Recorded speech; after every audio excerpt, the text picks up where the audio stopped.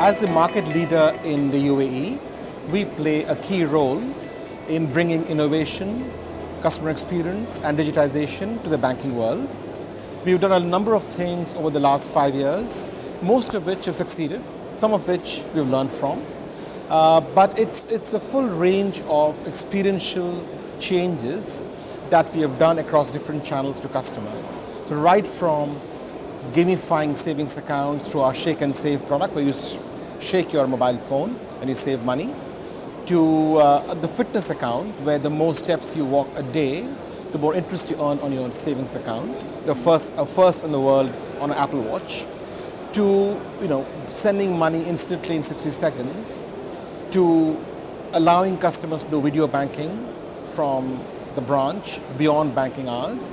We have tried a number of different things, most of which have been first in the region, and they've given our customers a taste of the future of banking, also taught us a few lessons about customer adoption, on technology, about customer habits and how to change them. One learning that we have from all the experiments we've done is not just about the cool technology that you bring in, it's also about holding the customer's hand and trying to move them to a new way of banking. And that is the second part, is often much more difficult than the first part. To me, digital is all about customer experience. So a bank digitizing should be only for one purpose, and one purpose alone, is to really improve the customer experience to something that the customer has either demanded or hasn't seen before and doesn't know he or she wants it. So I think there are two parts to it. One is being more effective in dealing with customers. So can we move from a reactive service model, which is what most banks are in today, to more proactive? Because if you think about it, banks are the most connected supplier to consumers worldwide. We know when your ATM card gets stuck at our mall ATM.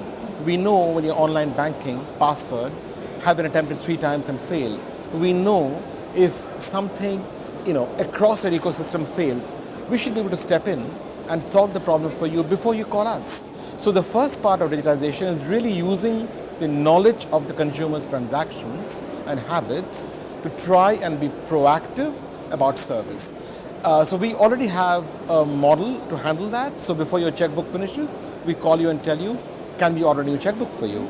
And if your mag stripe on your card fails at a outlet in Paris, we'll call you in Paris and tell you, can we ship you a new card? So that's part of the effectiveness.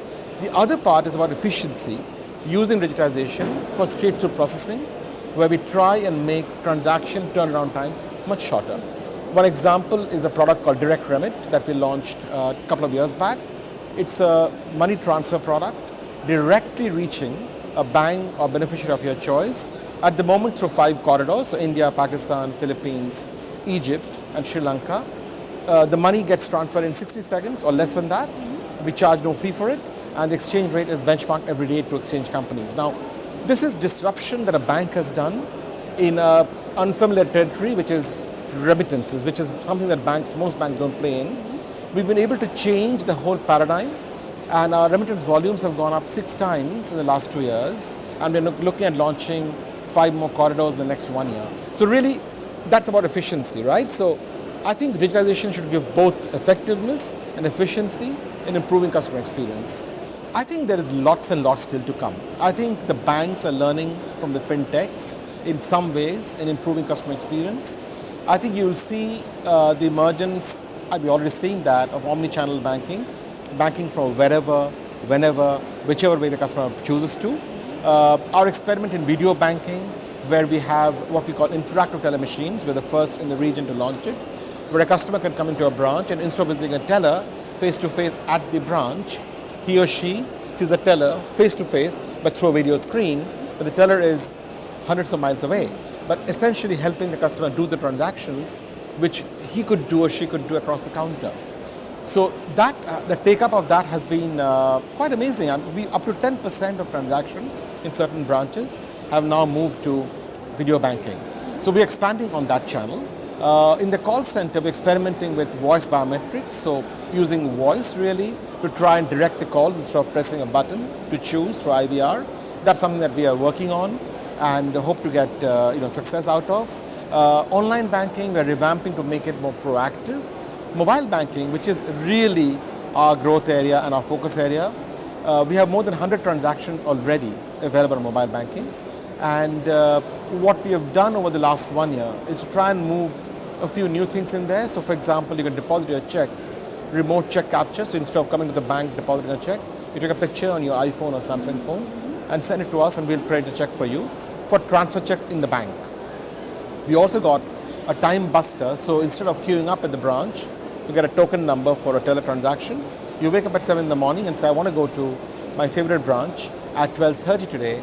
Give me a token number. And we give you a token number, 103 for 12:30. So when you walk into the branch at 12:30, 103 is displayed on the screen. So, things like that, which really combining mobile technology with customer convenience is what we think we see more of in the future.